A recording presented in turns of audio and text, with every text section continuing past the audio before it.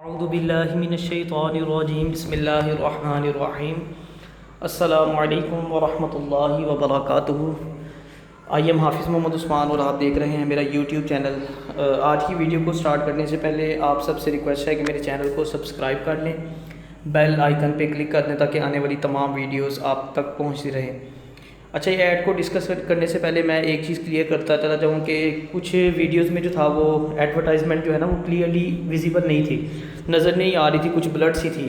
तो इसलिए मैं इसको जो है ना PDF शेप में नीचे कमेंट में जो है वो लिंक कर दूँगा, वहाँ से आप इसको डाउनलोड करके ईज़िली जो है वो रीड आउट कर सकते हैं। ठीक है, बाकी इसको मैं एक्सप्लेन कर देता हूँ। तो नंबर 1 पे जो है वो हम देखेंगे कि ये रेगुलर पोस्टें हैं, कॉन्ट्रैक्ट पे नहीं है, ना ही किसी डेली वेजेस पे हैं। एक तो रेगुलर पोस्टें हैं और दूसरा ये ट्रांसफ़रेबल हैं ऑल ओवर पाकिस्तान। पूरे पाकिस्तान में कहीं भी कैंडिडेट को जो है वो ट्रांसफ़र किया जा सकता है। तो तकरीबन ये 4 किस्म की पोस्टें हैं। वन बाय वन हम इसको देख लेते हैं। नंबर 1 पे जो है वो असिस्टेंट की पोस्ट है जिसका 15वां स्केल है और 9 पोस्टें हैं। और प्रोविंस वाइज कोटा देखें तो पंजाब में जनरल कोटे पे जो है वो 4 सीटें हैं और वुमेन कोटे पे जो है वो 1 सीट है। सिंध रूरल की बात की जाए तो जनरल कोटे पे 1 सीट है और सिंध अर्बन भी जो है वो जनरल कोटे पे 1 सीट है। क्वालिफ़िकेशन की बात की जाए तो ग्रेजुएशन जो है वो इसमें रिक्वायर्ड है।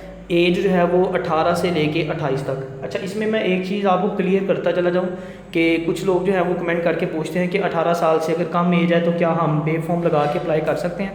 तो ऐसा हरगिज़ नहीं है। गवर्नमेंट जॉब के लिए कम से कम आपकी एज जो है वो 18 साल होनी चाहिए। 18 साल से एक दिन भी नीचे होगी तो आप अप्लाई नहीं कर सकते। ID कार्ड बना होना ज़रूरी है, बेफॉर्म के ऊपर आप अप्लाई नहीं कर सकते। हाँ, एक चीज़ क्लियर कर दूँ इसमें कि अगर आपने ID कार्ड के लिए अप्लाई किया हुआ है लेकिन ID कार्ड बन के नहीं आया अभी और उसकी जो स्लिप दी जाती है नादरा की तरफ से, वो उस स्लिप की बेस पे आप अप्लाई कर सकते हैं। यानी कि ID कार्ड की जगह पे आप वो स्लिप लगा दें, ठीक है ना, तो फिर आपका अप्लाई हो जाएगा। तो मिनिमम जो है वो 18 साल एज और मैक्सिमम 28 साल, लेकिन इसमें वो 5 साल एज रिलैक्सेशन ऐड कर रहे हैं, लिहाजा अब कम से कम 18 हो गई और मैक्सिमम जो है वो 33 साल जो है वो एज होगी इसकी।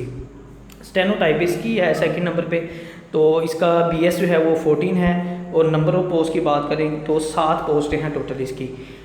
इसका कोटा वाइज डिवीजन देख लेते हैं। इसकी ओपन मेरिट की 1 सीट है, पंजाब में जनरल कोटे की 3 सीटें हैं और वुमेन कोटे की 1 सीट है। Sindh rural general quota 1 seat और फाटा जो है वो जनरल कोटे की 1 सीट है। क्वालिफ़िकेशन में इंटरमीडिएट रिक्वायर्ड है। टाइपिंग जो है वो 40 वर्ड्स पर मिनट होनी चाहिए और जो है 80 वर्ड्स पर मिनट जो है वो शॉर्ट हैंड रिक्वायर्ड है।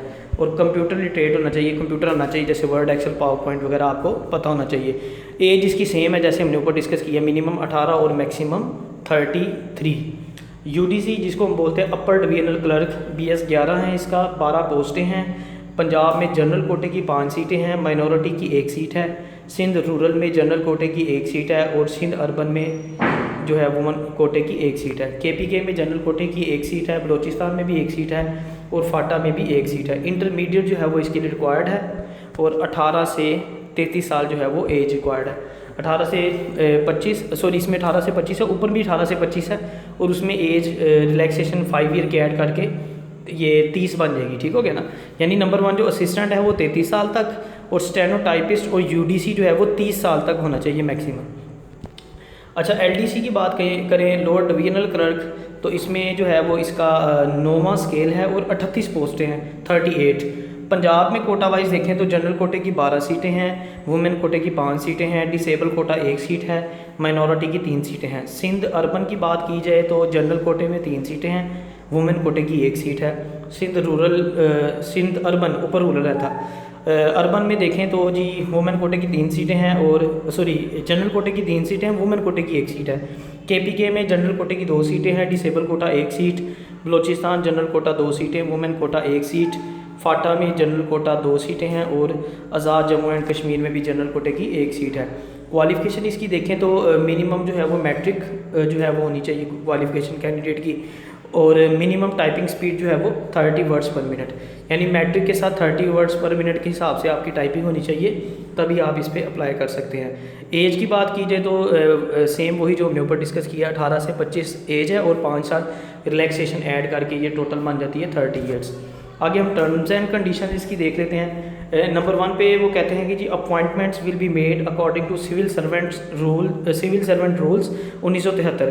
ये सिविल सर्वेंट रूल्स हैं 1973, इनके तहत जो है वो अपॉइंटमेंट्स की जाएंगी, जो कि टाइम टू टाइम अमेंड होते रहते हैं। सीरियल नंबर 2 पे आ जाते हैं appointments for the post mentioned above mention post are transferable throughout Pakistan. ये हम ऊपर डिस्कस कर चुके हैं, ये पूरे पाकिस्तान में ट्रांसफरेबल हैं पोस्टें। आगे नंबर 3 पे देखते हैं candidates already in government service shell provide NOC of the concern department at the time of interview. जो लोग ऑलरेडी गवर्नमेंट जॉब में हैं, वो जिस डिपार्टमेंट में काम कर रहे हैं वहाँ से वो NOC लेके जो है वो इनको प्रोड्यूस करेंगे। नंबर 4 पे देखते हैं original documents educational certificates will be verified at the time of interview. जो ओरिजिनल डॉक्यूमेंट्स वगैरह हैं सारे वो आप इंटरव्यू के टाइम लेके जाएंगे, उसी टाइम वो उसको वेरीफाई करेंगे। नंबर 5 पे देखते हैं all vacancies are on regular basis. ये भी हमने ऊपर डिस्कस किया था कि रेगुलर बेसिस पे होंगी। And selected candidates will be on probation for a period of 1 year under the rules. जो भी कैंडिडेट सेलेक्ट होंगे उनको प्रोबेशन पीरियड पे 1 साल के लिए रखा जाएगा। ये जो प्रोबेशन पीरियड होता है, मैं थोड़ा सा आपको क्लियर करता चला जाऊँ। जो रेगुलर पोस्टों के अगेंस्ट जो भर्तियाँ होती हैं उनमें कुछ पीरियड होता है जिसमें एम्प्लॉय को टेस्ट किया जाता है। बेसिकली इसको देखा जाता है कि ये करप्ट तो नहीं है या कोई और मामला तो नहीं है ऐसे। तो अगर वो गवर्नमेंट के म्यार पे नहीं पूरा उतरता तो वो उसको गवर्नमेंट जॉब से डिसमिस कर सकते हैं, निकाल सकते हैं जॉब से, ठीक है ना। तो ये उसका इम्तिहानी पीरियड होता है जिसमें उसको चेक एंड बैलेंस उसका रखा जाता है। नंबर 6 पे देखते हैं upper age shall be calculated from the closing date of application. जो सी अपर एज की बात हो रही है वो आपकी क्लोजिंग डेट के हवाले से उसको जो है ना वो कैलकुलेट किया जाएगा। Relaxation in upper age limit will be allowed as admissible under the government rules. जो गवर्नमेंट ने रूल्स बनाए हुए हैं उन्हीं के तहत जो है वो आपको एक रिलैक्सेशन दी जाएगी, उससे हट के बिल्कुल जो है रिलैक्सेशन आपको नहीं दी जाएगी। नंबर 7 पे देखें applications to be submitted online through MLA&C career portal. अच्छा, ये पोर्टल उन्होंने दे दिया है, ऑनलाइन एप्लीकेशन सबमिट होनी है, बाय हैंड नहीं जानी, ना बाय डाक जानी है। ये पोर्टल उन्होंने यहाँ पे लिख दिया है, तो इस पोर्टल से आप इसको ऑनलाइन अप्लाई कर सकते हैं। नंबर 8 पे candidate shall submit separate application form if he she intends to apply for more than 1 post. अगर आप एक से ज़्यादा पोस्ट पे अप्लाई करना चाहते हैं तो आपको इंडिविजुअली हर एक का अलग से फॉर्म सबमिट करना पड़ेगा। एक ही फॉर्म पे जो है वो 3-4 पोस्टों का अप्लाई नहीं हो सकता। अगर आपने 3 पोस्टों पे अप्लाई करना है तो आपको 3 दफ़ा ऑनलाइन अप्लाई करना पड़ेगा, इंडिविजुअली हर एक का अलग से। 9 नंबर पे देख लेते हैं, सीरियल नंबर 9 पे वो कहते हैं कि जी candidates must submit application within 15 days after the publication of this advertisement. ये लास्ट डेट की बात हो रही है कि अप्लाई करने की लास्ट डेट क्या है। तो जब ऐड आया है, आज मेरे ख्याल है ये ऐड आया, तो ये आज से आप 15 दिन आगे जो है वो उसको कैलकुलेट कर लें, 15 दिन के अंदर अंदर आप अप्लाई कर सकते हैं।